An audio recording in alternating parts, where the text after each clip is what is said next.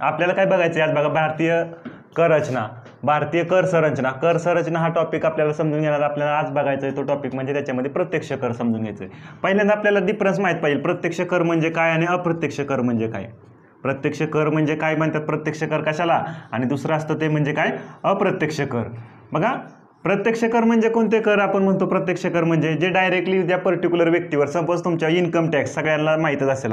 Income tax काय, आता ए व्यक्तीवर लावला आहे इन्कम टॅक्स. तो काय झाला, ए व्यक्तीने काय कुणाला दिला, इन्कम टॅक्स डिपार्टमेंटला दिला इन्कम टॅक्स. म्हणजे हा काय झाला, प्रत्यक्षरित्या काय झाला, त्या व्यक्तीवर काय झाला, लावला गेला. त्याला काय म्हटलं जातं, प्रत्यक्ष कर. अप्रत्यक्ष कर म्हणजे काय, जसा जीएसटी कुणाला भरावा लागतो, जसं जीएसटी कुठे लावला, प्रोडक्टवर. एखादा प्रोडक्ट असेल तर त्याच्यावर काय लावला, ठराविक पर्सेंटेज जीएसटी लावला. आणि हा जीएसटी ज्या वेळेस लावला जातो तो कसा, तो ऍक्च्युअली कुणाला भरावा लागतो, जीएसटी. सपोज 100 रुपयाची वस्तू आहे, त्याच्यावर किती जीएसटी लावला, 10 रुपये जीएसटी लावला. किती रुपये झालं ते, ती वस्तू किती रुपयात झाली, 110 रुपयात झाली. म्हणजेच एक प्रकारे बघा, 100 रुपयाच्या वस्तूवर 10 रुपये जीएसटी लावला आणि झाली ती वस्तू किती, 110 रुपयाला. आणि तुम्ही किती खरेदीला केली, ती 110 रुपयाला ती वस्तू काय केली, खरेदी केली. तुम्हाला माहित नाही तुम्ही ऍक्च्युअली किती रुपये भरलेले आहेत, 10 रुपये भरलेले आहेत, पण तुम्हाला हे काय नाहीत माहित नाहीत, मी भरलेले आहेत बाबा. म्हणजेच हा काय झाला, एक प्रकारे काय झाला, अप्रत्यक्ष कर. हा काय केला जातो, अप्रत्यक्षरित्या लावला जातो, त्याला म्हटलं जातं अप्रत्यक्ष कर. आता ह्याच्यामध्ये दोन कन्सेप्ट आहेत बघा, एक म्हणजे कर आघात किंवा incidence of tax,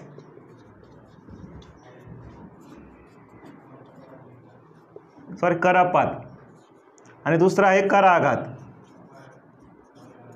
impact of tax. आता ह्याच्यामधला डिफरन्स आपल्याला काय करायचा आहे, समजून घ्यायचं आहे. बघा, करपात आणि कर आघात म्हणजे काय. करापात म्हणजे प्रत्यक्ष करामध्ये बघा, टॅक्स कुणाकडून, जो इन्कम टॅक्स देणार आहे त्याच्याकडून पे केला जातो. सपोज ए व्यक्ती आहे तर ए व्यक्तीकडूनच काय केला जातो, प्रत्यक्ष करामधून टॅक्स काही घेतला जातो. सपोज इन्कम टॅक्स असेल तर इन्कम टॅक्स हा प्रत्यक्ष करामध्ये कुणाकडून, ए व्यक्तीकडून काय केला घेतला. त्याचा इम्पॅक्ट जो आघात झाला तो बी कुणावर झाला, त्या ए व्यक्तीवरच झाला. आघात बी कुणावर झाला, त्या ए व्यक्तीवरच झाला, आणि घेतला बी कुणाकडून, ए व्यक्तीकडून घेतला. आणि सपोज अप्रत्यक्ष कर जीएसटी असेल तर जीएसटी कुणाकडून घेतला, दुकानदाराकडून घेतला.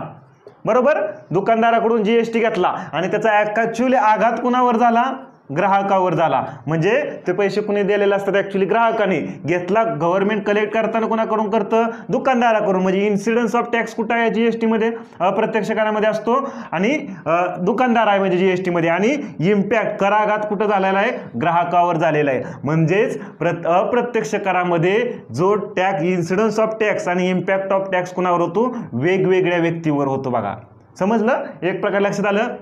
टॅक्स इम्पॅक्ट आणि इन्सिडन्स वेगवेगळ्या व्यक्तीवर, कुठं, अप्रत्यक्ष करामध्ये. जर प्रत्यक्ष कर असतील तर कर आघात आणि करापात किंवा दोन्हीही काय होतो, सेम व्यक्तीवर होतो. इन्सिडन्स ऑफ टॅक्स आणि इम्पॅक्ट ऑफ टॅक्स कशावर, सेम व्यक्तीवर होतो प्रत्यक्ष करामध्ये. हा झाला थोडक्यात डिफरन्स प्रत्यक्ष कर आणि अप्रत्यक्ष करामधला. आता बघा, प्रत्यक्ष कर आणि अप्रत्यक्ष कर बघत असताना 3 प्रकार पडतात. प्रत्यक्ष करा म्हणजे कराचे 3 प्रकार पडतात. एक वर्गीकरण केलं जातं कराचे. त्याच्यामध्ये पहिला असतो तो प्रमाणशील कर.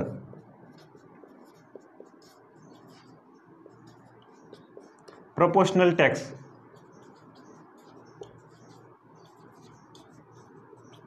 सपोज इन्कम टॅक्स आहे, सरकार म्हणलं सगळ्या व्यक्ती जेवढे कुणी असू दे, त्यांनी सगळ्यांनी किती इन्कम टॅक्स भरायचा, 10% भरायचा. तुमचा इन्कम किती आहे काय फरक पडत नाही. तुम्ही असेल तरी तुम्हाला बी 10% भरावं लागणार. मुकेश अंबानी असेल तर त्याला बी किती, 10%. म्हणजे इथं काय केला, सगळ्यांना कसा लावला, प्रपोर्शनल लावला टॅक्स. म्हणजेच काय, प्रमाणशील कर. त्या कराला कसं म्हटलं जातं, प्रमाणशील कर असं म्हटलं जातं. दुसरा असतो तो म्हणजे प्रगतशील कर. प्रगतशील कर किंवा प्रोग्रेसिव्ह टॅक्स. प्रगतशील कर म्हणजे काय, सपोज कोणता झाला, इन्कम टॅक्स झाला. ज्याचा इन्कम कमी आहे बाबा त्याच्यावर काय इन्कम टॅक्स 0. ज्याचा थोडासा जास्त आहे त्याच्यावर किती, 5%. ज्याचा आणखी त्याच्यापेक्षा बी इन्कम काय आहे, जास्त आहे, त्याला किती, 10%. असा काय केला, वाढवत गेला. म्हणजे पर्टिक्युलर व्यक्तीच्या इन्कमनुसार जर तो कर काय केला, वाढवत नेला, तर त्याला काय म्हटलं जातं, प्रगतशील कर किंवा प्रोग्रेसिव्ह टॅक्स असं म्हटलं जातं. तिसरा असतो तो म्हणजे प्रतिगामी कर किंवा रिग्रेसिव्ह टॅक्स. आता GST आहे बरोबर, GSTचं एक्झाम्पल घ्या. GST मध्ये काय केलं जातं, GST हा सगळ्यावर लावला जातो. म्हणजे एखादी वस्तू आहे, ह्या वस्तूवर काय GST असेल किती 10%, तर हा 10% GST कोण दुकानदार भरतो. परंतु जो कोणी खरेदी करेल तो श्रीमंत असो गरीब असो त्याला काय करावं लागतो, तो अप्रत्यक्षरित्या काय करावा लागतो, GST भरावा लागतो. म्हणजे इथं इन्कमचा काय केला जात नाही, विचार केला जात नाही, सगळ्यांवर लावला जातो. अशा कराला काय म्हटलं जातं, प्रतिगामी कर किंवा रिग्रेसिव्ह टॅक्स असं म्हटलं जातं. म्हणजे टॅक्सचे 3 प्रकारचे वर्गीकरण केलेले आहे. पहिला कोणता, प्रमाणशील कर, दुसरा कोणता, प्रगतशील कर, आणि तिसरा कोणता, प्रतिगामी. म्हणजे हा कसा आहे, रिग्रेसिव्ह आहे, हा कसा आहे, प्रोग्रेसिव्ह आहे, आणि हा कसा आहे, प्रोपोर्शनल आहे. सगळ्यांवर काय लावलेला आहे, समान लावलेला आहे. अशा प्रकारे कराचे 3 प्रकारे वर्गीकरण. नंतर बघा ॲडम स्मिथ यांनी एक बुक लिहिलं होतं. त्या बुकमध्ये त्यांनी 4 सिद्धांत सांगितलं होतं इकॉनॉमीचे, टॅक्सच्या संदर्भात यांनी किती 4 सिद्धांत सांगितलं होतं, कॅनन सांगितलं होतं. त्याच्यामध्ये पहिला आदम स्मिथनं सांगितलेला पहिला सिद्धांत सांगितला होता समानतेचा सिद्धांत, किंवा काय म्हटलं आपण, इक्वॅलिटी. दुसरा होता सर्टनिटी, निश्चितता, किंवा त्याला आपण काय म्हणतो, निश्चितता, किंवा त्याला काय तर सर्टनिटी.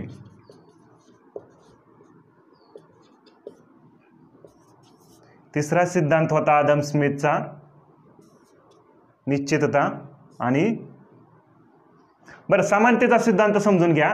समानतेचा सिद्धांत समजून घेताना आदम स्मिथनं 4 सिद्धांत सांगितले. त्याच्यातला पहिला जो सिद्धांत होता तो समानतेचा सिद्धांत.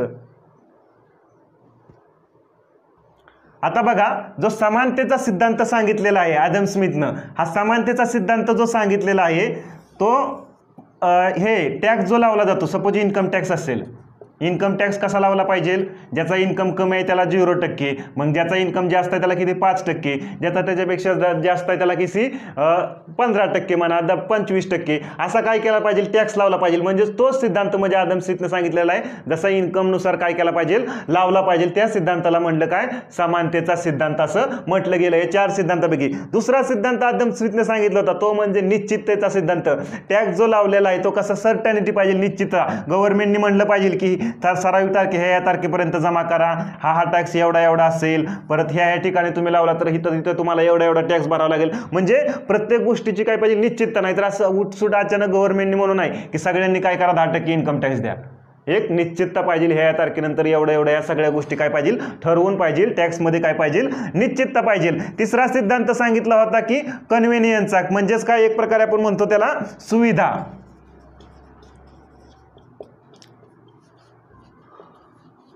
टॅक्स भरण्यासाठी तुम्हाला काय पाहिजे, कन्व्हिनियन्स, सुविधा पाहिजे. म्हणजे एक प्रकारे अशी 100 लोकांची लाईन लागलेली आहे आणि तिथं टॅक्स भरायसाठी, आणि तुम्ही जाऊन तिथं उभं राहायचा, लोक काय करतील, टाळाटाळ करतील टॅक्स भरण्यासाठी. म्हणजे तो टॅक्स कसा पाहिजे, कन्व्हिनियन्स, सुविधा पाहिजे. ऑनलाईन वगैरे सगळं भरता आला पाहिजे, लोकांना काय झाली पाहिजे, सुविधा झाली पाहिजे. मोठा फॉर्म 4-5 फॉर्म भरून द्या, अशा गोष्टी झाल्या नाही पाहिजे. म्हणजे एक प्रकारे कन्व्हिनियन्स पाहिजे टॅक्स भरण्यासाठी. आणि चौथा सांगितला मितव्ययता,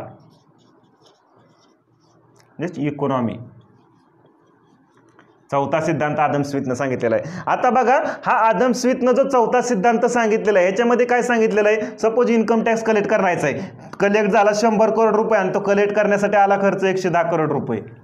असं झालं तर काय होईल, म्हणजे ही economy, canon of economy follow करतोय का, नाही. म्हणजे आदम स्मिथनं सांगितलेलं आहे जर सरकारला टॅक्स लावायचा असेल तर ह्या 4 गोष्टी काय करायच्या, केल्या पाहिजे, त्या सरकारने फॉलो केल्या पाहिजे. त्याच्यामध्ये पहिला सांगितलं समानतेचा सिद्धांत, म्हणजे टॅक्स कसा जसा इन्कम आहे त्याच्यानुसार काय केला पाहिजे, लावला पाहिजे. म्हणजेच जी निश्चिततेचा सिद्धांत सांगितला, म्हणजे निश्चिततेच्या सिद्धांतामध्ये काय येणार की इन्कम टॅक्स असेल तर बाबा ह्या तारखेला एवढा म्हणजे असं असेल, ह्या तारखेपासून हा कर लावला पाहिजे. म्हणजे एक निश्चितता पाहिजे. सुविधा म्हणजे लोकांना भरण्यासाठी तो सोयीस्कर पाहिजे, उगाच फॉर्म वगैरे एवढं भरून द्या, हे त्या अशा गोष्टी नको आहेत. मितव्ययता म्हणजेच काय तर जो टॅक्स कलेक्ट करण्यासाठी खर्च काय पाहिजे, कमी आला पाहिजे. 100 करोड असं 110 करोड रुपये, 100 करोड रुपये जमा झाले आणि 110 करोड असं झालं नाही पाहिजे. तर 100 करोड आले तरी किती 4-5 करोड रुपये ते कलेक्ट करण्यासाठी खर्च आला. अशा गोष्टी सांगितल्या, कोणी सांगितल्या, आदम स्मिथनं सांगितलेल्या आहेत. आता बघा प्रत्यक्ष करामध्ये वेगवेगळे प्रकार पडतात किंवा केंद्र सरकार असेल, राज्य सरकार असेल, राज्य सरकारचे वेगळे प्रत्यक्ष कर असतात, केंद्र सरकारचे वेगळे प्रत्यक्ष कर असतात. ह्याच्यामध्ये बघा प्रत्यक्ष करामध्ये जो कमाईनुसार लावला जातो म्हणजे तुमची जी पर्टिक्युलर इन्कम आहे ह्या इन्कमनुसार जो लावला जातो कर तो म्हणजे कसा महामंडळ कर एक लावला जातो. हे आपल्याला डिटेलमध्ये घ्यायच्यात कोणते कर आहेत ते वगैरे सगळे. महामंडळ कर लावला जातो. कोण लावतं हे महामंडळ कर? केंद्र सरकार लावतं. किमान पर्यायी कर लावला जातो. किमान पर्यायी कर बी कोण लावतं? केंद्र सरकार लावतं. डिव्हिडंड डिस्ट्रीब्युशन टॅक्स किंवा त्यालाच लाभांश वितरण कर म्हणलं जातं. हा लाभांश वितरण कर आहे हेही कोण लावतं? कमाईनुसार केंद्र सरकार लावतं. आणि तिसरा शेवटचा आहे तो म्हणजे भांडवली लाभ कर. हा भांडवली लाभ कर सुद्धा कोण लावतं? केंद्र सरकार आहे. हे काय आहे ते आपल्याला काय करायचं नंतर समजून घ्यायचंय.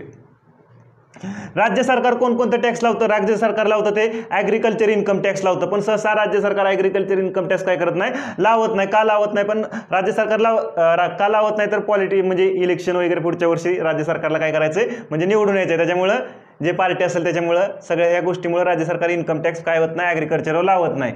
प्रोफेशनल टॅक्स हा कोण डॉक्टर लॉयर असतील यांच्यावर लावला जातो. हा प्रोफेशनल टॅक्स असेल तो किती मॅक्झिमम 2500 पर्यंतच लावता येतो. 2500 रुपयापर्यंतच लावता येतो असं कुठं सांगितलेलं आहे? आपल्या भारतीय घटनेमध्ये सांगितलेलं आहे. कोणता? प्रोफेशनल टॅक्स, व्यवसाय कर.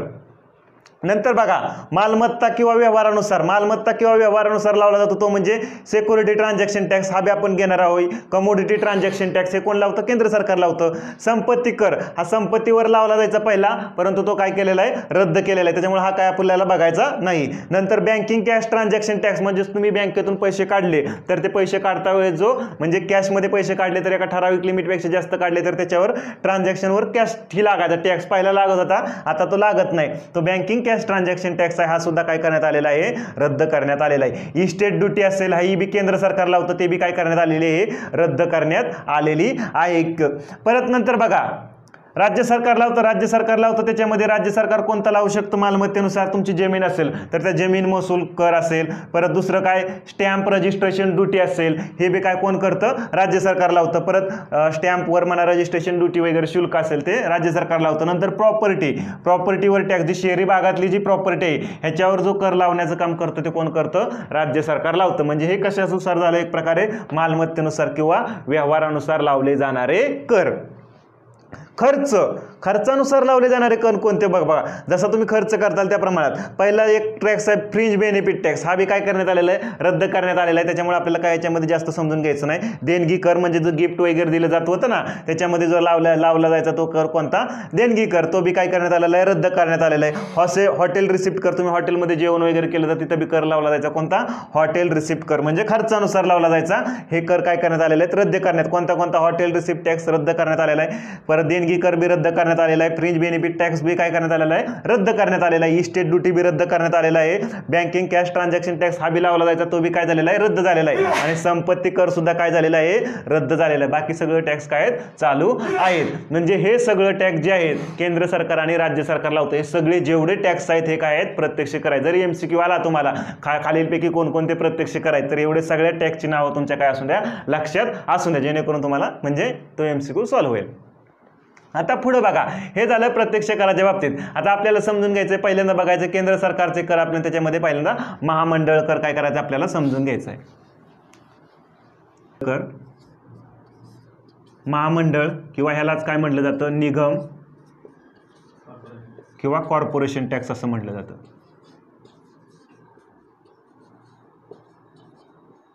कोणता? महामंडळ कर असेल, निगम कर असेल किंवा कॉर्पोरेशन टॅक्स अशा नावाने काय केलं जातं? ह्याला ओळखलं जातं. हे कोण लावतं? केंद्र सरकार लावतं. महामंडळ कर लावण्याचं कोण करतं काम? केंद्र सरकार. मग कुणावर लागतो हा महामंडळ कर? हा लागतो भारतीय कंपनी किंवा विदेशी कंपनी, जी कोणती कंपनी असेल ह्या कंपनीला झालेल्या नफ्यावर जो कर लावला जातो. कंपनीला झालेल्या नफ्यावर सपोज कंपनी असेल, एक कंपनी असेल, हिला नफा किती रुपये झाला? तिचा काय असेल त्याच्यामध्ये नफा त्याला 100 रुपये झाला तर ह्या 100 रुपयावर जो टॅक्स लावला जाणार त्याला काय म्हटलं जाणार? महामंडळ कर किंवा निगम कर. म्हणजे हा कर हा कंपनीला झालेल्या नफ्यावर लावला जातो. आता ह्याच्यामध्ये इंटरनल स्लॅब आहेत बघा. म्हणजे जसं भारतीय कंपनी असेल बघा, भारतीय कंपनीसाठी ज्या जुन्या कंपन्या आहेत अस्तित्वात आहेत त्या जुनी म्हणा जुन्या भारतीय कंपन्या आहेत त्या. आता पहिले टॅक्सचे जे स्लॅब होते 25 ते 30% दरम्यान होते, परंतु आता ह्या वर्षी 2019-20 मध्ये काय झालेले आहेत, चेंज करण्यात आलेले आहेत. त्याच्यानुसार बघा, जुनी भारतीय कंपनी असेल तर तिच्यावर किती 22% लागला जाईल. कोणता? महामंडळी कर प्लस त्याच्यावर अधिभार लागला जाईल. अधिभार हा कशावर लागतो? करावर लागतो. आता ह्या महामंडळ कर समजून घेण्याच्या ऐवजी सेस आणि अधिभार मधला फरक आपण पहिल्यांदा समजून घेऊ. ॲक्च्युली तो तुम्हाला माहीत पाहिजे, सेस म्हणजे काय आणि अधिभार म्हणजे काय, तरच तुम्हाला हा महामंडळ करामध्ये समजेल. आता बघा, अधिभार किंवा आपण त्याला काय म्हणतो, सरचार्ज. अधिभार किंवा सरचार्ज म्हणजे काय? जो कर आहे ह्या करावर कर लावला जातो. करावर काय केला जातो? कर लावला जातो. त्याला काय म्हटलं जातं? अधिभार किंवा सरचार्ज. आता हे कोण लावतं? केंद्र सरकार लावतं आज सरचार्ज. तुमचं जे टॅक्समध्ये रक्कम प्रत्यक्ष कर आल्यात त्याच्यावर काय लावला? अधिभार लावला, करावर कर लावला. मग ह्याची रक्कम, आता करांची रक्कम कुठं जाते? संचित निधीमध्ये जाते. परंतु जी अधिभार लावलाय ह्याची रक्कम कुठं जाते? ह्याची बी रक्कम संचित निधीमध्ये जाते. परंतु आता ही जी आहे कर जे आहेत ते तुमचे हे वित्त आयोग असतो आपला. बघा, वित्त आयोग, ह्या वित्त आयोगाच्या शिफारशीनुसार काय करावं लागतात? कर केंद्र आणि राज्यामध्ये वाटून घ्यावं लागतात. जे प्रत्यक्ष करामध्ये पैसा आलेला आहे तो वित्त आयोगाच्या शिफारशीनुसार जेवढा सांगितलाय तो कुणामध्ये वाटला जाईल? केंद्र प्लस राज्य ह्या दोन्हीमध्ये वाटला जातो. कुणाच्या? वित्त आयोगाच्या शिफारशीनुसार. परंतु ही जी अधिभार लावला जातो ह्याची रक्कम राज्यांना दिली जात नाही. ती कुणाकडे राहते? केंद्र सरकारकडे राहते, केंद्राचीच राहते. जे कर आलेले आहेत ह्याची रक्कम कोणाला? केंद्र आणि राज्यांमध्ये वाटून घेतली जाते. म्हणजे हा अधिभार कशावर लावला जातो? करावर लावला जातो. त्याला म्हटलं जातं काय? अधिभार. आणि मग पर्टिक्युलरली केंद्र सरकार सांगायला म्हणजे सांगत नाही, बाध्य नसतं की अधिभार ह्या गोष्टीसाठीच लावला गेलेला आहे. फक्त अपवादात्मक एक आहे, फक्त अपवाद गोष्ट त्याला. अधिभार ह्या गोष्टीसाठी लावलाय सरचार्ज, हे केंद्र सरकार सांगत नाही. अपवाद कोणता आहे? हेल्थ आणि आपलं हे सामाजिक कल्याण अधिभार, जे आपला आयात करतो ना माल त्याच्यावर आयात शुल्कावर लावला जातो. तो कोणता? सामाजिक कल्याण अधिभार. सामाजिक कल्याण अधिभार हा फक्त आता अपवाद आहे. कशावर हा लावला जातो? जो सीमा शुल्क असतो आयात केलेल्या मालावर म्हणा, आयात निर्यात करता जो सीमा शुल्क लावला जातो, ह्या सीमा शुल्कावर कोणता लावला जातो? अधिभार. सामाजिक कल्याण अधिभार 10% लावला जातो. हा फक्त सांगितलेला आहे. मग तो सामाजिक कल्याणाच्या संदर्भात वेगवेगळ्या सरकारच्या योजना असतील तर तिथं तो काय केला जाईल? पैसा खर्च केला जाईल. हा फक्त सांगितलेला आहे अपवाद. बाकी कोणताही अधिभार केंद्र सरकार काय करत नाही, कशासाठी लावला हे सांगत नाही. हे झालं कशाच्या बाबतीत? अधिभाराच्या बाबतीत. आता दुसरं आहे ते म्हणजे, आणि राज्यांमध्ये हा अधिभार वाटून दिला जात नाही, सेस किंवा उपकर. सेस आणि उपकर म्हणजे काय? हा जो असतो कर प्लस अधिभार ह्या दोन्हीवर लावला जातो. तो काय असतो? कर प्लस अधिभार ह्या दोन्हीला काउंट करून त्याच्यावर जो लावला जातो तो काय? म्हणजे सेस. अधिभार कशावर लावला जातो? फक्त करावर लावला जातो. आणि सेस कशावर लावला जातो? कर प्लस अधिभार ह्या दोन्हीवर लावला जातो. आणि सेस हा कशावर लावायचा हे केंद्र सरकार सांगतं. जसं आरोग्य आणि शिक्षण उपकर असेल, परत इन्फ्रास्ट्रक्चर सेस असेल. म्हणजे केंद्र सरकार काय सांगतं? ह्या पर्टिक्युलर गोष्टीसाठी आम्ही काय करतोय?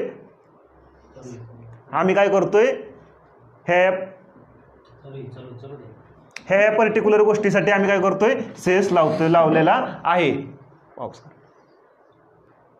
हा सेस कशावर? कर प्लस अधिभारावर लावला जातो. मग कर प्लस अधिभार म्हणजे जसं सांगतो केंद्र सरकार, हेल्थ अँड एज्युकेशन सेस असेल, आणखी दुसरा कोणता सेस झालं? रोड इन्फ्रास्ट्रक्चर सेस असेल, किंवा पेट्रोल डिझेलवर जो सेस लावला जातो. म्हणजे तो सांगतं सरकार, सपोज आरोग्य व शिक्षण उपकर लावला असेल सरकारने, तर त्या आरोग्याच्या संदर्भात किंवा शिक्षणाच्या संदर्भात जे योजना असतील त्याच्यावर मध्ये काय केला जाईल? तो खर्च केला जाईल. मग हा सेस मधला जो पैसा आहे हा कुठं जातो? सेस मधला पैसा संचित निधीमध्ये जातो. संचित निधीमधून कुठं जातो? पब्लिक अकाउंटमध्ये जातो.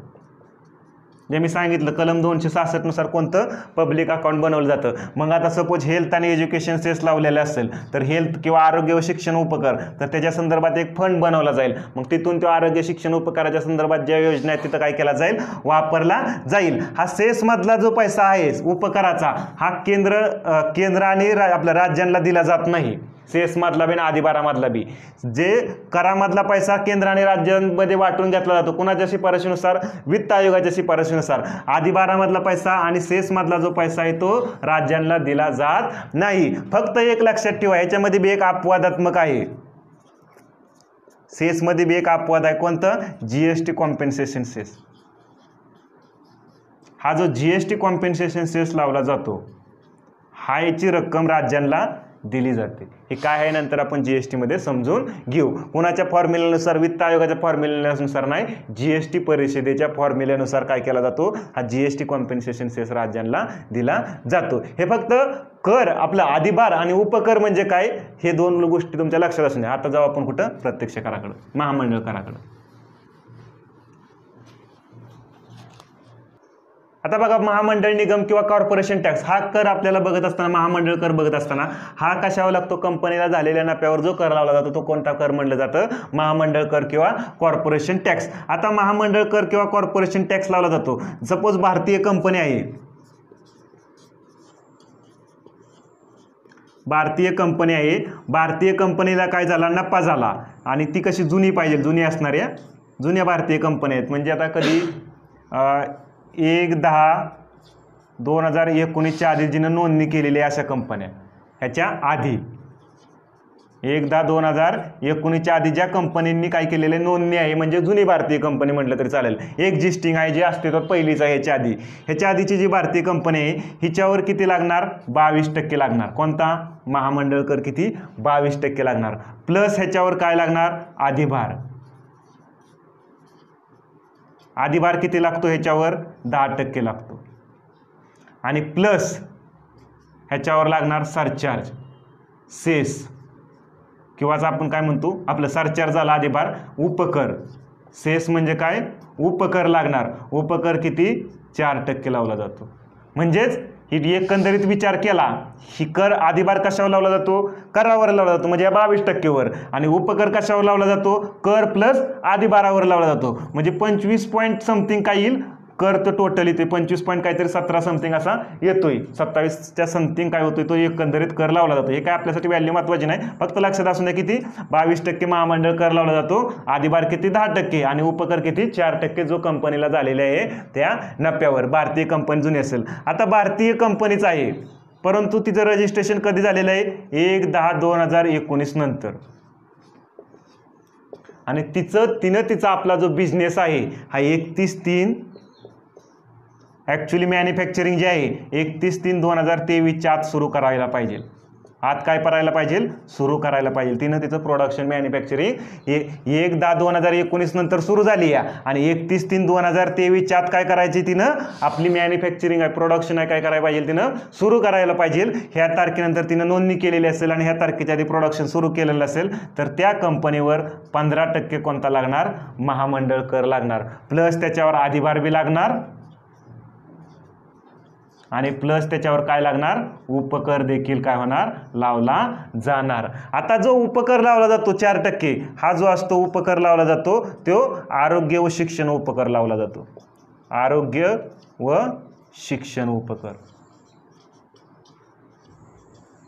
आरोग्य व शिक्षण उपकर काय केला जातो? लावला जातो. आता बघा, हा आरोग्य व शिक्षण उपकर किती? 4% लावला. हा कशासाठी? महामंडळ. हे कशाच्या बाबतीत? हे महामंडळ किंवा निगम किंवा कॉर्पोरेशन टॅक्स जर कंपनीला झालेला नफा असेल, भारतीय कंपनी असेल, ह्या तारखेच्या आधी रजिस्टर असेल तिचं, म्हणजे जुनी असेल तर एक प्रकारे 22%, नवीन असेल ह्या तारखेनंतर नोंदणी असेल, हिने ह्या तारखेच्यात मॅन्युफॅक्चरिंग सुरू केलेलं असेल 31/3/2023च्यात, तर तिच्यावर किती? 15% प्लस अधिकार प्लस उपकर लावला जाणार 4% आरोग्य व शिक्षण उपकर. जर विदेशी कंपनी असेल,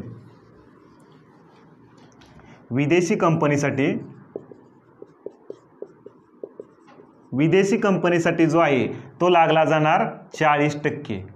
काय? महामंडळ कर किंवा कॉर्पोरेशन टॅक्स. किती? 40%. त्याच्यावर मग लावला जाणार अधिभार बी असणार आणि दुसरं काय? त्याच्यावर उपकर बी लावला जाणार. सेस सुद्धा काय केला जाणार? लावला जाणार विदेशी कंपनीवर देखील. लक्षात असू द्या, फक्त 40% विदेशी कंपनीसाठी आहे. हा झालं कशाच्या बाबतीत? महामंडळ कर. सध्याला एक न्यूजमध्ये होता बघा, गुगल टॅक्स. ह्या महामंडळ कराच्या संदर्भातच आहे.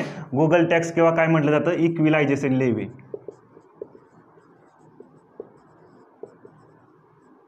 आता ही म्हणजे काय, सपोज एखादी कंपनी आहे, सपोज कोणते गुगल आहे किंवा फेसबुक आहे, हिचं सर्व्हर कुठं आहे, भारतीय कंपनी आहे, भारतामध्ये नफा कमवते काही नाही कमवत, म्हणजे कमवत असेल पण भारतामध्ये दाखवते का, सगळा डाटा कुठं दाखवते, ती बाहेर दाखवते इंटरनॅशनल सर्व्हरला. मग ही जी गुगल कंपनी आहे हिथं जर एखाद्या भारतीय व्यक्तीला ॲडव्हर्टाईज करायची असेल, तो काय करेल, हिथं भारतीय व्यक्ती काय करेल, पैसे दिला ॲडव्हर्टाईज, त्यावेळेस जो टॅक्स ॲडव्हर्टाइजमेंट टॅक्स लागला जाईल वगैरे त्या गोष्टी ठीक आहे, परंतु ह्या भारतीय लोकांनी ॲडव्हर्टाईज केल्यामुळे या कंपनीला काहीतरी नफा झाला असेल, बरोबर, गुगल कंपनीला. मग हा जो नफा झालेला आहे गुगल कंपनीला, ही काय दाखवते, ती आमचा भारताच्या बाहेर झाला आहे असं दाखवते, म्हणजे भारताच्या बाहेर झालेला हा काय केला जातो, नफा दाखवला जातो. मग हा नफा कंपनीला होतोय, भारताच्या बाहेर दाखवते आणि टॅक्सचा काय करते, अवॉइड करते. अशा कंपन्यांना बजेट 2016 मध्ये सांगितलं, बजेट 2016 मध्ये सांगितलं, अशा कंपन्यांना जे ॲडव्हर्टाईज करतात म्हणजे भारतीय लोकांच्या, अशा कंपन्यांवर लावला जाईल किती, 6% इक्विलायझेशन लेव्हेज लावला जाईल. त्यालाच कॉमनली गुगल टॅक्स असं म्हणून ओळखलं जातं. परंतु हे जे गुगल टॅक्स लावला जातोय ह्याचा उल्लेख इन्कम टॅक्स ॲक्टमध्ये नाही. ह्याचा उल्लेख इन्कम टॅक्स ॲक्ट कधीचा आहे, 1961चा. ह्या 1961च्या इन्कम टॅक्स ॲक्टमध्ये ह्या गुगल टॅक्सचा उल्लेख काय केलेला, म्हणजे इक्विलायझेशन लेव्हेजचा काय केलं नाही, उल्लेख केला नाही. हा सेपरेटलीच फक्त लावला जातो. बजेट 2016 मध्ये फक्त सांगितलं की कारण जेणेकरून टॅक्सची काय होत नाही, अवॉइडन्स वगैरे होऊ शकत नाही. सपोज दोन देशामध्ये डबल टॅक्सेशन अवॉइडन्स ॲग्रीमेंट असेल तर त्या कंपन्या अशा नाहीत की बाबा त्यांच्या देशामध्ये आम्हाला क्रेडिट म्हणजे असंही करू शकत नाही की बाबा डबल टॅक्सेशन अवॉइडन्स आहे मग टॅक्समध्ये क्रेडिट द्या, असं त्यांच्या देशामध्ये सुद्धा ते काय म्हणू शकत नाहीत.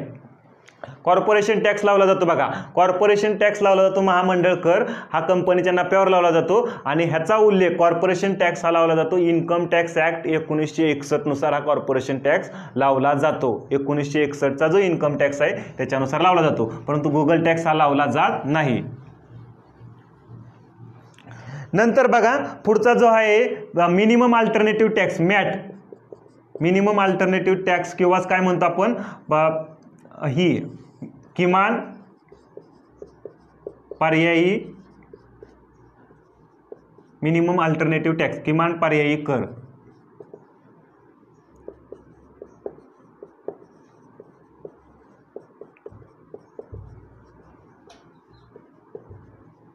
Minimum alternative tax.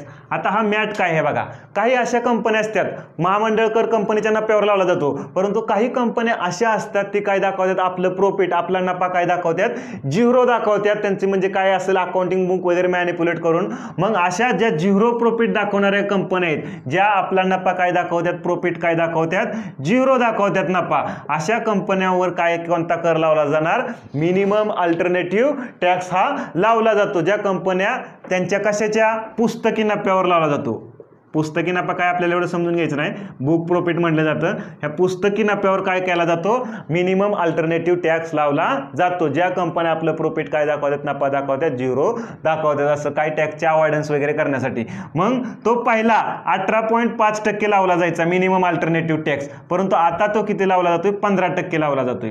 आता किती केलेला आहे, 15% मिनिमम अल्टरनेटिव्ह टॅक्स केलेला आहे. 2019-20 मध्ये तो 15% लावला जातोय. प्लस त्याच्यावर काय लागणार, मिनिमम अल्टरनेटिव्ह टॅक्सवर अधिभार बी लावला जाऊ शकतोय, प्लस उपकर सुद्धा असू शकतो, परंतु सध्याला किती लावला जातोय, 15% मिनिमम अल्टरनेटिव्ह टॅक्स लावला जातोय. पहिला 18.5% होता. ही झालं किमान पर्यायी कर. नंतर दुसरं बघा dividend distribution tax, DDT, dividend distribution tax.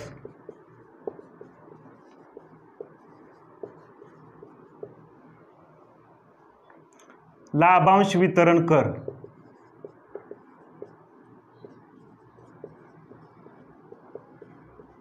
हा आता सपोज हा DDT रद्द करण्यात आलेला आहे. हा काय केलं जायचं, सपोज एक तुम्ही शेअरमध्ये लोकांनी गुंतवणूक केलेली आहे, राईट, ए कंपनी आहे, ए कंपनीच्या काय केलेलं आहे, ए कंपनी दोन प्रकारे पैसा आणू शकते, एक कुठलं बॉन्ड मार्केटमधून, एक कोणतं शेअर मार्केटमधून. आता सपोज या कंपनीमध्ये काय केले, लोकांनी शेअरमध्ये गुंतवणूक केलेली आहे. शेअरमध्ये गुंतवणूक केलेली असेल, जर त्या कंपनीला नफा झाला तर त्या लोकांना काय केली जाईल, भागीदारी दिली जाईल. ज्या वेळेस ती भागीदारी दिली जायची किंवा लाभांश दिला जायचा त्यावेळेस कोणता कर लागत होता, डिव्हिडंड डिस्ट्रीब्युशन टॅक्स लावत होता. ज्यावेळेस ती कंपनी काय होत होती, शेअर होल्डरला काय करत होती, लाभांश भागीदारी देत होती. मग आता ह्याच्यामध्ये असा होता की ठीक आहे बाबा, ज्यांचं शेअर जास्त आहेत करोडोमध्ये लाखामध्ये त्यांच्यावर लावणं ठीक आहे एक प्रकारे, परंतु ज्यांचं शेअर थोड्याच प्रमाणात आहेत बाबा सपोज, त्यांच्यावर ते डिव्हिडंड डिस्ट्रीब्युशन टॅक्स लावणं म्हणजे जरा चुकीचं वाटतंय. म्हणजे सपोज एखाद्याचा इन्कम किती आहे, 5 लाखाचा आहे किंवा एखाद्याचा इन्कम 2.5 लाखाचा आहे, अशांनी शेअरमध्ये गुंतवणूक केलेली असणार आहे, मग त्यांना बी डिव्हिडंड डिस्ट्रीब्युशन टॅक्स भरावा लागणार ना.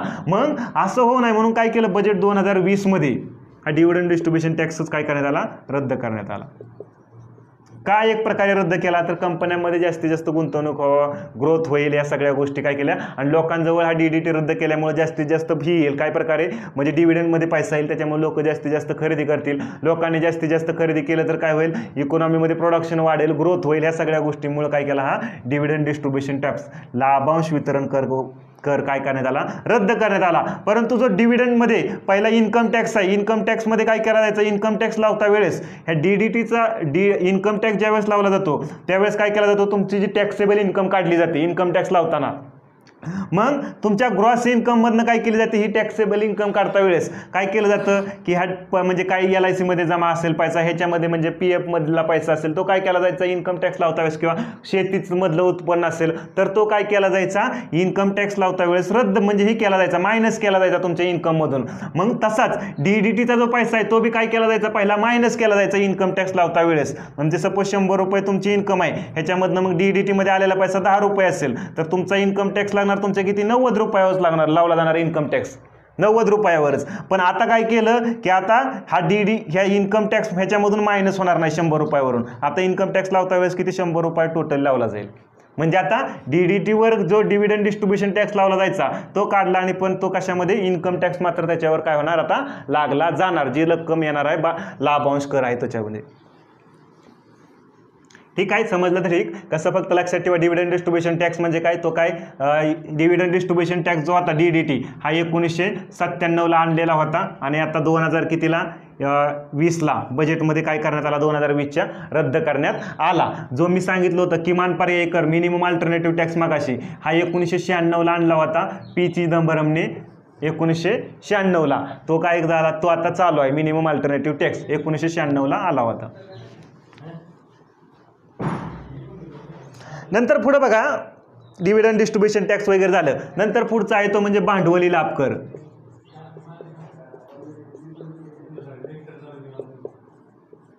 भांडवली लाभ कर किंवा त्याला काय म्हटलं जातं, कॅपिटल गेन टॅक्स. भांडवली लाभ कर किंवा कॅपिटल गेन्स टॅक्स. आता सपोज तुमच्याजवळ एक घर आहे, हे समजून घेण्याच्या संदर्भात बघा, एक घर आहे, तुम्ही काय केलं, विकत घेतलं. हे घर काय केलं, विकत घेतलेलं आहे, किती, 5 लाखाला घेतलेलं आहे. हे व्यक्तीने काय केलं, एखाद्या व्यक्तीने हे घर 5 लाखाला विकत घेतलं, आणि त्यांनी काय घेतलं, विकत घेतल्यानंतर काय ठराविक दिवसानंतर ते कितीला विकलं, 7 लाखाला विकलं.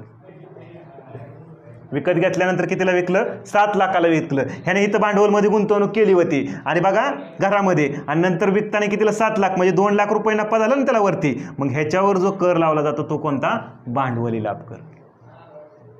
म्हणजे असं घराचं एक्झाम्पल सांगितलं, प्रॉपर्टी असू शकते, बाकी काय आणखी असू शकतं, सोनं असू शकतं, पेंटिंग असू शकते, परत शेअर असू शकतात, ह्याच्यामध्ये तुम्ही गुंतवणूक केली आणि ते हाय किमतीला विकलं तर त्याच्यावर तुम्हाला काय होणार, बॉन्ड असू शकतात. ते हाय किमतीला विकलं तर त्याच्यावर जो कर लावला जातो कोणता, कॅपिटल गेन टॅक्स किंवा काय, भांडवली लाभ कर. पेटेंट असू शकतं, ह्या सगळ्यावर जो कर लावला जातो तो कोणता लावला जातो, भांडवली लाभ कर हा लावला जातो. ज्यावेळेस 5 लाखाला घेतलं 7 लाखाला विकलं त्यावेळेस काय लावला जाणार, कोणता कर लावला जाणार, भांडवली लाभ कर. ह्याच्यामध्ये 2 प्रकारे पडतात. जर तुम्ही लगेच घेतलं आणि लगेच विकलं तर त्याच्यासाठी काय, अल्पकालीन भांडवली लाभ कर, आणि दुसरा लागणार दीर्घकालीन भांडवली लाभ कर. असे 2 प्रकारचे लागतात. जो अल्पकालीन भांडवली लाभ कर लावला जातो तो किती लावला जातो, 15%, आणि दीर्घकालीन असतो तो 20% लावला जातो. अशा 2 प्रकारचे काय केलं जातं. दीर्घकालीन म्हणजे काय, तुम्ही घर घेतलं आणि ठराविक 1 वर्षानंतर विकलं तर त्यावेळेस काय दीर्घकालीन भांडवली लाभ कर. अल्पकालीन काय म्हणजे लगेचच्या लगेच विकलं तर 15%. अशा प्रकारे हा भांडवली लाभ कर काय केला जातो, लावला जातो, जो काय तुमचा हे झालेला आहे ह्याच्यावर. आता सपोज आता बजेट 2020 मध्ये असं सांगण्यात आलं बघा, आता जस्ट लेटेस्ट ह्याच्यामध्ये बजेट 2020 सांगण्यात आलं, सपोज एखाद्याने काय त्यांची प्रॉपर्टी आहे किंवा सोनं असेल, शेअर असेल, हे जर त्यांनी विकलं आणि हे विकल्यानंतर घर असेल, एखाद्याचं घर आहे, आता त्यांनी काय केलं, हे त्याचं स्वतःचं घर काय केलं, विकलं, विकून काय केलं, एखादी स्टार्टअप कंपनी सुरू केली. स्टार्टअप कंपनी म्हणजे अशी कंपनी जिचा कार्यकाल सुरू होऊन 10 वर्षाच्या आतील ती कंपनी असेल. आणि दुसरी गोष्ट म्हणजे ते स्टार्टअप, दुसरी गोष्ट 10 वर्षाच्या आतील पाहिजे. आणि दुसरी गोष्ट म्हणजे तिचा टर्नओव्हर 100 करोडपेक्षा कमी असावा. 100 करोडपेक्षा त्या कंपनीला काय म्हटलं होतं, स्टार्टअप कंपनी. मग अशा कंपनीमध्ये त्यांनी जर सुरू केली, त्या व्यक्तीने आपलं स्वतःचं घर वगैरे विकून, तर त्यावेळेस त्याला काय लागणार नाही, डिव्हिडंड डिस्ट्रीब्युशन टॅक्स लागणार नाही. असं कधी सांगितलं, बजेट 2020 सांगण्यात आलं. ह्याची एक ठराविक 2021-22 पर्यंतची काय केलेली आहे, मुदत ठरवून दिलेली आहे. त्या ठराविक कालावधीसाठी काय केलेलं आहे, सूट दिलेली आहे, कंटिन्यू हमेशासाठी नाही. आता आपल्याला बघायचा आहे तो म्हणजे इन्कम टॅक्स, आयकर बघायचा आहे. आयकर बघत असताना हा आयकर कुणी आणला, जेम्स विल्सनने आणला. भारतामध्ये पहिल्यांदा आणला आयकर 24 जुलै 1860ला. कुणी आणला, जेम्स विल्सन नावाच्या व्यक्तीने आणला. हा आयकर भारतामध्ये आणला, कधी आणला, 1857चा आपलं ही झालं, उठाव झाला होता. आणि 1857चा उठाव झाल्यानंतर म्हणजे त्या ब्रिटिश गव्हर्नमेंटला फायनान्स करण्यासाठी काय आणला, आयकर आणला. हा आयकर 24 जुलै जो आहे तो आयकर दिवस म्हणून सुद्धा काय केला जातो, साजरा केला जातो. आयकर दिवस म्हणून कोणता, 24 जुलै हा दिवस. मग बघा इन्कम टॅक्स आपल्याला बघायचं, आयकर बघायचं. आता ह्याच्यामध्ये जुने स्लॅब काय आहेत, काही नवीन स्लॅब आहेत. काय आहेत ते, कसे आहेत ते, जुने स्लॅब आहेत.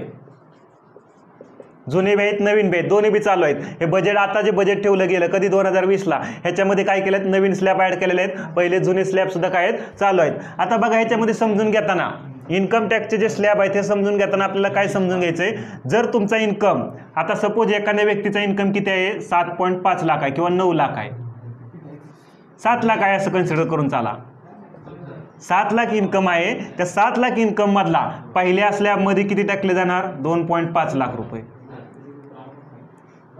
दुसऱ्या स्लॅबमध्ये किती टाकले जाणार, राहिले किती, 7 लाखामधले 2.5 लाख रुपये पहिल्या स्लॅबमध्ये टाकले, राहिले किती, 2.5 गेले, म्हणजे परत हे दुसऱ्या स्लॅबमध्ये 2.5 लाख टाकले, म्हणजे झाले किती, 5 लाख गेले. ह्या स्लॅबमध्ये टाकले 2 नंबरच्या, राहिले किती, 2 लाख. परत ते राहिलेले 2 लाख किती, तिसऱ्या स्लॅबमध्ये टाकले, 3 नंबरच्या स्लॅबमध्ये टाकले. मग बघा जुन्या स्लॅबनुसार, आपलं नवीन जुन्या स्लॅबनुसार पहिल्या 2.5 लाखावर त्या व्यक्तीचे किती टक्के टॅक्स लागणार, 0% टॅक्स लागणार. कोणत्या स्लॅबनुसार, जुन्या स्लॅबनुसार. नंतर दुसऱ्या स्लॅबमध्ये टाकला तर दुसऱ्या स्लॅबमध्ये किती लागणार, त्या व्यक्तीवर टॅक्स 5% लागणार. दुसऱ्या स्लॅबमध्ये किती लागणार, 5% लागणार. तिसऱ्या स्लॅबमध्ये जर गेला तर ते तिसऱ्या स्लॅबमध्ये किती, 20%. आता स्लॅब पहिल्यांदा समजून घेऊ, ह्या स्लॅब काय आहेत त्या पहिल्यांदा समजून घेऊ. पहिली स्लॅब आहे 2.5 लाखापर्यंत, 2.5 लाखापर्यंत 0% टॅक्स नवीन स्लॅबनुसार. 2.5 ते 5 लाखापर्यंत 5% इन्कम टॅक्स लागणार. 5 लाखापासून ते 7.5 लाखापर्यंतची जी इन्कम आहे ह्याच्यामध्ये किती लागणार, 10% इन्कम टॅक्स लागणार. 7.5 लाख ते 10 लाखापर्यंत किती, 15%. 10 लाख ते 12.5 लाखापर्यंत किती, 20%. 12.5 ते 15 लाखापर्यंत किती, 25% टॅक्स लागणार या स्लॅबमध्ये. आणि 15 लाख ते किती, 15 लाखापेक्षा जास्त जर असेल आणखी राहिली इन्कम तर ती याच्यावर किती लागणार, 30% इन्कम टॅक्स लागणार. हे कोणत्या, नवीन स्लॅबनुसार. आता हे नवीन स्लॅब किती, 2.5 लाखाच्या डिफरन्सने बनवलेले आहेत. पण जुन्या स्लॅब होत्या ती कशी होती, 2.5 लाखापासून ते 2.5 लाखापर्यंत 0% स्लॅब होती. परत 2.5 लाखापासून 5 लाखापर्यंत किती, 5%ची एक स्लॅब आहे. आणि 5 लाखापासून 10 लाखापर्यंतची जी स्लॅब आहे ती किती आहे, 20%ची स्लॅब आहे. आणि परत 10 लाखापासून ते कितीपर्यंत, 10 लाखापेक्षा जास्त ज्याचं इन्कम आहे त्याच्यावर किती लागणार, 30%. म्हणजे जुन्या ह्याच्यामध्ये फक्त किती स्लॅब होत्या, 1 2 3 4च होत्या. 2.5 लाखापर्यंत किती, 0%. 2.5 लाख ते 5 लाख किती, 5%. 5 लाखापासून 10 लाखापर्यंत किती, 20%. आणि 10 लाखापासून ते 10 लाखापेक्षा जास्त किती टक्के टॅक्स लागणार? 30% टॅक्स लागणार. आणि आताच्या नवीन स्लॅबनुसार 2.5 लाखापर्यंत 0%, 2.5 ते 5 5%, 5 ते 7.5 10%, 7.5 ते 10 लाख किती 15%, 10 लाख ते 12.5 20%, 12.5 ते 15 लाख 25% आणि 15 लाखापेक्षा जास्त असेल तर किती 30%. अशी काय आहे नवीन स्लॅब आहेत. आता बघा एखाद्या पर्टिक्युलर व्यक्तीचा इन्कम किती असेल? 7 लाख असेल. पर्टिक्युलर व्यक्तीचं इन्कम किती असेल? 7 लाख असेल तर पहिल्या स्लॅबमध्ये किती टाकणार? 2.5 लाख रुपये पहिल्या स्लॅबमध्ये टाकलं नवीन कर प्लॅननुसार म्हणलं तर. दुसऱ्या स्लॅबमध्ये किती टाकलं? 2.5 लाख रुपये टाकलं. झालं किती? 5 लाख रुपये. राहिले किती? 2 लाख राहिल्यात. ह्याच्यामध्ये किती टाकलं? तिसऱ्या स्लॅबमध्ये 2 लाख रुपये टाकलं. बघा आता नवीन ह्याच्यानुसार 2.5 लाखापर्यंत किती लागणार? 0%. ठीक आहे 0% लावला. इथं बी जुन्या स्लॅबनुसार बी किती 0%. पहिल्या जे 2.5 लाख टाकले तुम्ही पहिल्या स्लॅबमध्ये तिथं किती लागणार? 0%. दुसऱ्या स्लॅबमध्ये टाकलं किती? 2.5 ते 5 लाखापर्यंत किती टक्के? 5%. ठीक आहे त्याला 5% लागणार म्हणजे 2.5 लाखावर. दुसऱ्या स्लॅबमध्ये किती? जास्तीत जास्त लिमिट किती आहे दुसऱ्या स्लॅबचं? 2.5च आहे बरोबर. मग ह्या 2.5 लाखावर किती लागणार? दोन्ही बी ह्याच्यामध्ये 2.5च लिमिट आहे. 5% टॅक्स लागणार. आता तिसऱ्या स्लॅबमध्ये बघा तिसरी स्लॅब आहे ती जुन्या ह्याच्यानुसार म्हणलं किती लाखापासून? 5 लाख ते 10 लाखापर्यंत आहे. म्हणजे ह्या स्लॅबमध्ये तुम्ही किती टाकू शकता? जुन्या ह्याच्यानुसार 5 लाख रुपये टाकू शकता ह्या स्लॅबमध्ये. आणि नवीन ह्याच्यानुसार तिसऱ्या स्लॅबमध्ये किती टाकू शकता? फक्त किती? 2.5 लाखच टाकू शकता. म्हणजे इथं किती आपण 2 लाख टाकले. मग ह्या 2 लाखावर किती रुपये लागणार? किती टॅक्स लागणार इथं? जुन्या स्लॅबनुसार किती? 20% आणि नवीन स्लॅबनुसार किती लागणार? 10% टॅक्स लावला जाणार. हे झालं ह्याच्यानुसार. आता जर एखाद्या व्यक्तीचं इन्कम टॅक्सेबल इन्कम ही 5 लाखाच्या आत असेल म्हणजे ज्या इन्कमवर त्यांचा टॅक्स लागतोय ह्या टॅक्सेबल इन्कम जर 5 लाखाच्या आत असेल त्या पर्टिक्युलर व्यक्तीची तर किती? 12,500 रुपये काय केलं जाईल? रिबेट दिलं जाईल. म्हणजेच किती? 2.5 लाख. आता दुसऱ्या स्लॅबमध्ये आपण किती टाकतो? 2.5 लाख टाकतोय. 2.5 लाखावर किती? 2.5 लाखावर किती टक्के टॅक्स लावला? 5% टॅक्स लावला तर तो किती येतोय? 12,500 रुपये येतोय. 2.5 लाखावर 5% टॅक्स लावल्यानंतर किती येतोय? 12,500 रुपये. मग जर तुमची टॅक्सेबल इन्कम 5 लाखाच्या आत असेल तर तुम्हाला रिबेट दिलं जाईल. किती रुपये रिबेट दिलं जाईल? 12,500 रुपयाचं रिबेट दिलं जाईल. म्हणजे ज्यांची इन्कम 5 लाखापर्यंत आहे त्यांच्यावर इन्कम टॅक्स किती लागणार?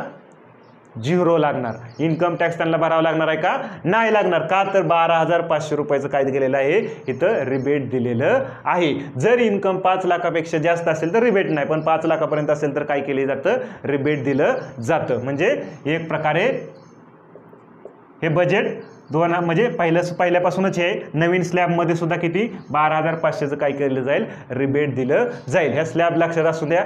0, 5%, 10%, 15%, 20%, 25% आणि 30%. जुन्यापासून ज्या स्लॅब आहेत त्याही तुमच्या काय असू द्या? लक्षात असू द्या. आता बघा टॅक्सेबल इन्कम मी म्हणतोय टॅक्स लावतो ती इन्कम कशी काढली जाते? टॅक्सेबल इन्कम बी काढली जाते. आता एक असते ग्रॉस इन्कम. सपोज माझी ग्रॉस इन्कम किती आहे? 9 लाख रुपये आहे. माझी ग्रॉस इन्कम किती आहे? 9 लाख रुपये. म्हणजे सगळ्या मार्गाने आलेली. त्याच्यामधनं मग काय केली? वजा केली. शेतीमधून आलेली इन्कम असेल, LIC मध्ये जमा केलेली इन्कम असेल, एज्युकेशन लोन असेल, PF असेल, अशा वेगवेगळ्या 100+ गोष्टी आहेत. अशा वेगवेगळे 100+ गोष्टी आहेत. त्याचं काय केलं जातं? एक्झम्पशन मिळतं मला. म्हणजे एक प्रकारे काय? मी कोणत्या गोष्टी आहेत अशा ॲड केलेल्या आहेत इन्कम टॅक्समध्ये, इन्कम टॅक्स ॲक्टमध्ये. मग या सगळे एक्झम्पशन देऊन जी इन्कम काढली जाते, ॲग्रिकल्चर इन्कम असेल, LIC मध्ये असेल, ह्या सगळ्या वजा करून जी इन्कम काढली ती टॅक्सेबल इन्कम. सपोज ती आली किती? 5,50,000 रुपये आली. किती आली? 5,50,000 रुपये काय झाली? माझी टॅक्सेबल इन्कम आली. जर मी कसा सॅलरीड एम्प्लॉय असेल म्हणजे पगारी कामगार असेल तर मला काय केलं जातं? 50,000 रुपयाचं इथं काय केलं जाते? सूट दिली जाते. एक प्रकार रिबेट म्हणलं तरी चालेल. म्हणजेच माझी टॅक्सेबल इन्कम किती आली? 5 लाख रुपये आली. आणि ह्या 5 लाखावर माझे पहिल्या 2 स्लॅबमध्येच काय होते? पैसा बसतोय. म्हणजे पहिल्या स्लॅबमध्ये पहिल्या 2.5 लाखावर मला काय? 0%. दुसऱ्या स्लॅबमध्ये मी 2.5 लाख टाकले राहिलेले. हिथं टक्के किती आहे? 5%. परंतु हिथं मला किती रिबेट दिलेली आहे? 12,500 रुपये काय केलेले आहे? रिबेट देण्यात आलेले आहे. मग हे 12,500 रुपये मला 5% म्हणजे 5 लाखावर 5%, 2.5 लाखावर 5% म्हणजे किती? 12,500. मग हे 12,500 जे रिबेट दिलेले आहे ते रिबेट दिल्यामुळे काय झालं? मला 5 लाखापर्यंत इन्कम असल्यामुळे, टॅक्सेबल इन्कम असल्यामुळं 0% टॅक्स भरावा लागला. किती टक्के टॅक्स भरावा लागला? 0% लागला भरावा. आता ही झालं कशाच्या बाबतीत? आपण म्हणलं इन्कम टॅक्सच्या बाबतीत. आता ही जुन्या स्लॅबच्या बाबतीत. नवीन स्लॅब जे ऍड केलं त्याच्यामध्ये सांगितलेलं आहे 100+ दिले जायचे ना, ग्रॉस इन्कम मधून 100+ हे असायचे काय एक्झेम्पशन वगैरे दिले जायचे. हे काय केलं, ह्याच्यातले जवळजवळ 70 जे एक्झेम्पशन आहेत ते काढून टाकले, म्हणजे थोडेच एक्झेम्पशन ठेवण्यात आले. म्हणजे इथं ग्रॉस इन्कम 9 लाख आहे तर तुमचा टॅक्सेबल इन्कम किती होईल? 8 लाखापर्यंत येईल, 7 लाखापर्यंत येईल. आणि ह्याच्यावर काय मग ह्या नवीन स्लॅब लागले जाते. आलं लक्षात? म्हणजे जे एक्झेम्पशन वगैरे भरपूर दिले जायची ही काय करण्यात आली? नवीन स्लॅबमध्ये काय करण्यात आली? काढून टाकण्यात आली. आणि मग नवीन स्लॅबनुसार काय केलं जाईल? 0%, 5%, 10%, 15%, 20% असं काय केलं जाईल? जे त्या प्रत्येक स्लॅबमध्ये रक्कम टाकून काय केला जाईल? टॅक्स लावला जाईल. आता इथं फायदा काय होईल? टॅक्सेबल इन्कम जी आहे ती वाढेल. परंतु इथं बघा 20% टॅक्स भरावा लागत होता, 5 लाख ते 7.5 लाखाच्या दरम्यान असेल तर, परंतु आता किती भरावं लागणार? 10%च लागणार नवीन स्लॅबनुसार. म्हणजे इकडं हा फायदा आहे. म्हणजे ज्यांना नवीन स्लॅबमध्ये जायचं आहे ते नवीन स्लॅबमध्ये जाऊ शकतात, ज्यांना जुन्या स्लॅबमध्ये राहायचं आहे ते काय करू शकतात? जुन्या स्लॅबमध्ये सुद्धा राहू शकतात. अशा प्रकारे इन्कम टॅक्स आयकर संदर्भात. ओके, हां, आता आपण काय बघितलं? इन्कम टॅक्स बघितले. इन्कम टॅक्समध्ये म्हणजे जुने स्लॅब जे आहेत ते जुन्या व्यक्तींसाठी असतील. नवीन स्लॅबमध्ये नवीन व्यक्तींना काय करावं लागेल? नवीन स्लॅबनुसारही करावं लागेल, म्हणजे नवीन स्लॅबमध्येही करावं लागेल रजिस्टर. आणि दुसरी गोष्ट नवीन स्लॅबमध्ये आणि जुने व्यक्ती जे आहेत त्यांना नवीन स्लॅबमध्ये जायचं असेल तर ते नवीन स्लॅबमध्ये सुद्धा काय करू शकतात? एंटर करू शकतात. ओके, असून द्या. हिंदू अविभाजित परिवार म्हणजे काय आपल्याला समजून घ्यायचं आहे. हिंदू अविभाजित परिवार म्हणजे हिंदू लोक असतील, बौद्ध असतील, शीख असतील किंवा जैन असतील. हे काय करतात? हिंदू, बौद्ध, शीख, जैन हे एकत्र येऊन त्यांची मालमत्ता काय करतात? एकत्र कुटुंब पद्धती जास्त यांच्यामध्ये असते. मग एकत्र येऊन काय करतात? एक हिंदू अनडिवायडेड फॅमिली तयार करू शकतात. हे सांगितले कशाच्या अंतर्गत? इन्कम टॅक्स ॲक्ट 1961 नुसार. इन्कम टॅक्स ॲक्ट 1961 नुसार काय करतात? ते फॉर्म करू शकतात. ते हिंदू अनडिवायडेड फॅमिली काय करू शकतात? फॉर्म करू शकतात. मग त्यांच्यासाठी मग सेपरेट इन्कम टॅक्स असेल, वेगवेगळ्या कराचे वगैरे स्लॅब वगैरे काय असतात त्यांच्यासाठी काय असतात? सेपरेट असतात. त्याच्यामध्ये काय एवढं ज्यादा नाही. कोण कोण? हिंदू, बौद्ध, शीख, जैन काय करणार? हिंदू अनडिवायडेड फॅमिली तयार करणार. कशानुसार? इन्कम टॅक्स ॲक्ट 1961 नुसार. मग त्यांची मालमत्ता वगैरे एकत्र काय करणार? सगळी पूल वगैरे करून. आणि त्यांना त्यांच्यासाठी टॅक्सचे काय स्लॅब वगैरे असतील ते काय असतील जरा थोडंसं टॅक्समध्ये त्यांना वेगळं सगळ्या राहत असतील ह्या रेग्युलर टॅक्सपेक्षा. नंतर आपल्याला बघायचं आहे ही TCS, tax collected at source. त्याच्या आधी TDS बघू आपण, मग TCS घेऊ. Tax deducted at source.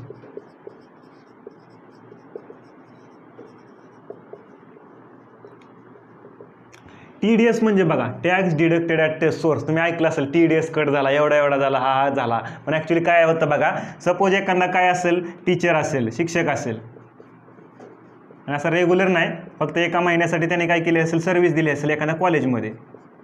एखादं कॉलेज आहे XYZ, या कॉलेजमध्ये काय केली? ह्या शिक्षकांनी काय केली? सर्व्हिस, म्हणजे तिथं लेक्चर वगैरे घेतले असतील 1 महिनाभर. तिथल्या कॉलेजने किती? 20,000 रुपये काय केलं असतील? 20,000 रुपये त्याला दिले. मग हे 20,000 रुपये त्यांनी लेक्चर घेतले, 20,000 दिले. मग हे 20,000 जे कॉलेजने दिलेले आहेत, ह्या कॉलेजने हे 20,000 देता वेळेस ह्या 20,000मधला काय ठराविक पर्सेंटेज काय करायचा? TDS कट करून. किती? ठराविक पर्सेंटेज जो कोणी इन्कम टॅक्स डिपार्टमेंट सांगाल तेवढा. हा TDS कट करून कोणाला द्यायचा? ह्या 20,000मधला ठराविक पर्सेंटेज कोणी द्यायचा? कॉलेजनीच द्यायचा. ह्याला पैसे द्यायच्या आधी. मग कॉलेजनी सपोज ह्याच्यातला TDS त्याचा 1,000 रुपये कट केलेला असेल, मग हे 1,000 रुपये कुणाला द्यायचे? इन्कम टॅक्स डिपार्टमेंटला द्यायचे. इन्कम टॅक्स डिपार्टमेंटला. प्लस त्या व्यक्तीचा पॅन कार्ड वगैरे त्याचा सगळा जो डाटा असेल तो बी कुणाला द्यायचा? पॅन कार्ड वगैरे इन्कम टॅक्स डिपार्टमेंटला द्यायचं. म्हणजे पॅन कार्डची जेरॉक्स वगैरे काय असेल ते. मग हे का केलं जातं, करतो कॉलेज असं? तर जेणेकरून ह्या व्यक्ती टॅक्स भरतोय का नाही, हा व्यक्ती काय आहे, त्याचा टॅक्सेबल इन्कम आहे कसा आहे, तो व्यक्ती टॅक्स भरतोय का नाही, हे इन्कम टॅक्स डिपार्टमेंटला माहीत व्हावं. म्हणजे एक प्रकारे डाटा मायनिंगसाठी इन्कम टॅक्स डिपार्टमेंटला काय होईल? हेल्प होईल. म्हणून काय केला जातो? हा TDS कट केला जातो. आता हा TDS कट करून इन्कम टॅक्स डिपार्टमेंटला गेला, सपोज या व्यक्तीचा टॅक्सेबल इन्कम 5 लाखाच्या आत असेल, त्याचा टॅक्सेबल इन्कम, त्याला तर टॅक्स भरायचाच नव्हता, भरावाच लागणार नव्हता, मग तो काय करू शकतो, इन्कम टॅक्स डिपार्टमेंटला काय करू शकतो, इन्कम टॅक्स फाईल रिटर्न करू शकतो. इन्कम टॅक्स फाईल भरून इन्कम टॅक्स तो जो TDS कट झालेला आहे तो काय करू शकतो, नंतर माघारी घेऊ शकतो, जे इन्कम टॅक्स डिपार्टमेंट मागेल ते डॉक्युमेंट वगैरे देऊन. म्हणजे TDSचा पैसा का फक्त कट केला जातो, कोणत्या उद्देशाने TDS कट केला जातो, की त्या व्यक्तीचा डाटा वगैरे माहीत व्हावा, हा उद्देश असतो त्याच्या मागचा, तो कट केला जातो. म्हणजे असा प्रोफेशनल व्यक्ती वगैरे जो सर्व्हिस वगैरे देत असतात अशा व्यक्तींचा कट होतो. आता हा TDS जो आहे बँक असतील किंवा नॉन बँक असेल, हे जर लोनमध्ये तुम्हाला 10,000पेक्षा जास्त पैसा जर लोनमध्ये देत असेल, म्हणजे आपलं लोन नाही, तुम्ही बँक असेल नॉन बँक असेल, तर तुमची काय असेल, मुद्दल असेल, काय असेल ठराविक, किंवा कुणी बॉन्डमध्ये इन्व्हेस्ट केलेले असेल बँकेमध्ये, कशामध्ये, बॉन्डमध्ये इन्व्हेस्टमेंट केली असेल तर त्याला काय मिळेल, व्याज मिळेल. म्हणजे जी इन्व्हेस्टमेंट केली, गुंतवणूक केली त्याच्यामुळे. मग हे व्याज देताना बँक नॉन बँक असेल, कंपनी असेल, कोणी असेल, हे ज्यावेळेस इन्व्हेस्टरला व्याज देते 10,000पेक्षा वगैरे मला जास्त देत असेल, तर तो व्याज देताना बी ठराविक पर्सेंटेज काय केला जातो, TDS कट केला जातो. ठराविक काय केला जातो, TDS कट करून इन्कम टॅक्स डिपार्टमेंटला दिला जातो. जर तुम्ही टॅक्सच्या ह्याच्यामध्ये नसेलच तर तुम्ही काय करू शकता, TDS फाईल काय करू शकता, रिटर्न करू शकता. सपोज तुम्ही तुमचा जेवढा टॅक्स आहे तुम्ही भरलेला भैया, तरी तुमचा TDS काय झाला, एक्स्ट्रा कट झाला ना, मग तो जो एक्स्ट्रा TDS कट झालेला आहे तो तुम्ही काय करू शकता, इन्कम टॅक्स फाईल रिटर्न भरून तुम्ही काय करू शकता, माघारी घेऊ शकता. म्हणजे TDSची रक्कम काय होईल, तुम्हाला माघारी मिळेल. हे झालं कशाच्या बाबतीत, TDSच्या बाबतीत. आता बजेटमध्ये सांगितलेलं आहे, ही फक्त बँक नॉन बँक ठराविक ह्याच्यामध्येच होतं, परंतु 50 लाखापेक्षा जास्त रक्कम कुणी बी पर्टिक्युलर व्यक्ती 50 लाखापेक्षा, सपोज मी तुम्हाला 50 लाखामध्ये काय, तुम्ही मला काय सेवा प्रोव्हाइड केली असेल किंवा काय दिलं असेल, 50 लाखापेक्षा जास्त मी तुम्हाला रक्कम दिली असेल, तर ती 50 लाखापेक्षा जास्त जी रक्कम दिली गेली तर तिथं सुद्धा काय केला जाईल, TDS कट केला जाईल. असं बजेट 2020 मध्ये सांगितलेलं आहे. नंतर TCS, tax collected at source.